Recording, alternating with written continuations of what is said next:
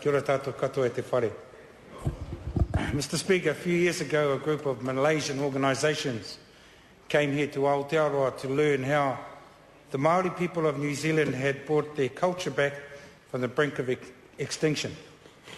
The delegation included tribal leaders from the Bajau people, one of the more well-known indigenous populations in Malaysia, who were keen to visit Kohanga Reo, Kura Kaupapa, Wharekura and Wānanga to witness the resurgence and revitalisation of te reo Māori in everyday use in schools and in the community, and to learn how we have been able to defend and protect our customary heritage and culture, including our language. Mr. Speaker, I raised this experience here because I would have thought that positive exchanges like that might be what we want to foster in an international relationship with Malaysia. And yet in this deal, nothing. Nara. Horeko. No mention whatsoever about First Nation people's involvement in decision-making on international trade agreements.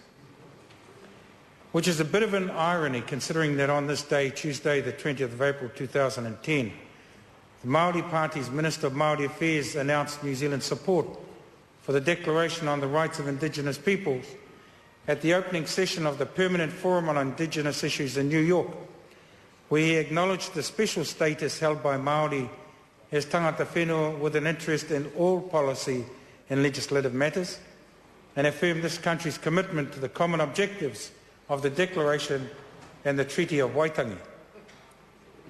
And in doing so, set right New Zealand's grave injustice when in 2007, 143 countries voted in favour of the Declaration on the Rights of Indigenous Peoples, but the New Zealand Labour government refused to support it, sending a clear and unequivocal message to the rest of the world that as long as Labour was in power, New Zealand would oppose the fundamental rights and aspirations of Māori people.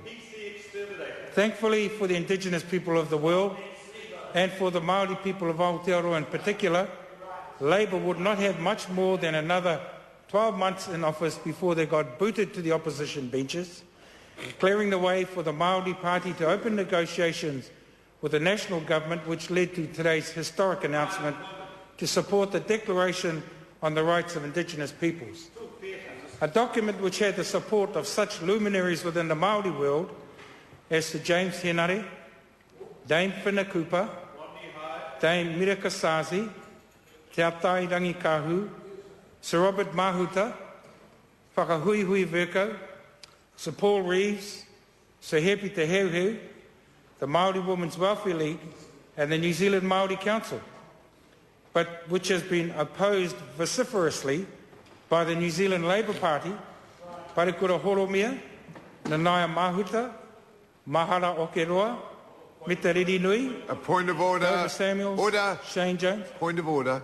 Darren Hughes. Point of order, sir. I appreciate there's a lot of theatre and words around today's particular announcement by the government, and reaching for exactly what this declaration means is a difficult task. But I would have thought that it's even a hard ask for Mr Harawira to draw a bow between a Malaysian free trade deal and the kind of political theatre we've seen with respect to a declaration signed by 143 countries, including Burma, on the rights of Indigenous people. Well, let me just respond to that. Firstly, I think, Mr Hughes, the standard might have been set on a broader debate by a member from that side of the House a little earlier, which we did caution, excuse me, and I did say it suggests, well, first readings tend to be a bit broader, but members should, if they're making these speeches for comparative purposes, relate them to the bill. And this is the first reading, and I'd ask the member to continue. With that in mind. And in respect of this bill that we are discussing here tonight, Mr Speaker, I note that today we right that wrong and announce proudly that Māori do hold a distinct and special status as the Indigenous people of Aotearoa, that Indigenous rights and Indigenous culture... Point of order, Honourable Trevor Mallard. Mr Speaker, I know there's been an extension of Indigenous rights today, but I don't think it goes quite to the point of defying you in the way that's occurring at the moment. So the member was given an instruction by you, he waved at it and then went back to reading a speech which you just hauled him away from. All right, speak to the point of order. I began my speech by speaking about the special relationship between the Indigenous people of Malaysia and the Indigenous people of this country, and I wanted to continue along that before returning to the specific details of tonight's bill. Speaking to that point of order. Well, all right, I'll take the member. Mr. Speaker, and the point may be relatively obvious, and that is listing Indigenous members of the New Zealand Parliament is hardly a way of denoting a relationship with Malaysia. Well, the member did begin his presentation by talking about a relationship with Malaysia and Maoridom, and in that context he was on firm ground. He has shifted somewhat, and he needs to make his points relevant to the bill. Oni Harawira. Thank you, Mr. Speaker. And the importance of that relationship between the Indigenous peoples of Malaysia and the Indigenous peoples of Aotearoa is critical to the Māori Party's support for legislation of this nature, because we see that there's a need for this country to ensure that the rights of its Indigenous peoples, now that it has adopted the Declaration on the Rights of Indigenous Peoples, are respected in the same way as we respect the rights of other Indigenous peoples under that declaration. How many jobs for tomorrow for Māori? And therefore, we announce proudly that Māori do hold a distinct and special status as the Indigenous people of Aotearoa, as the Bajau people of Malaysia do also hold the same status.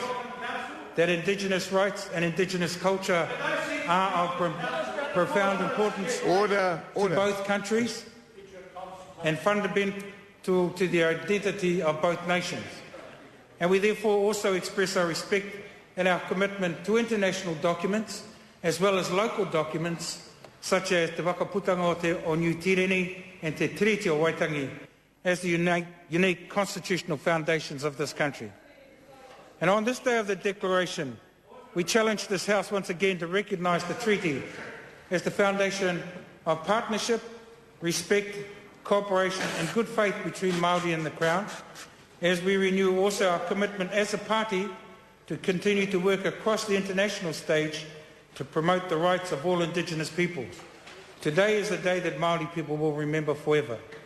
And so it is ironic, Mr. Speaker, that on such an important day, we are presented with a free trade agreement that ignores the importance of Indigenous peoples and is silent on the importance of the Declaration, because the Māori Party holds to the view that the economic benefits of international trade agreements need to be balanced with consideration of the rights of Indigenous participants, that we should be supporting fair trade agreements which recognise and implement international standards such as those outlined in the Declaration on the Rights of Indigenous Peoples, ILO 169, and the Mātātua Declaration, and that we should also be supporting trade relationships between First Nations peoples as part of any wider trade agreements.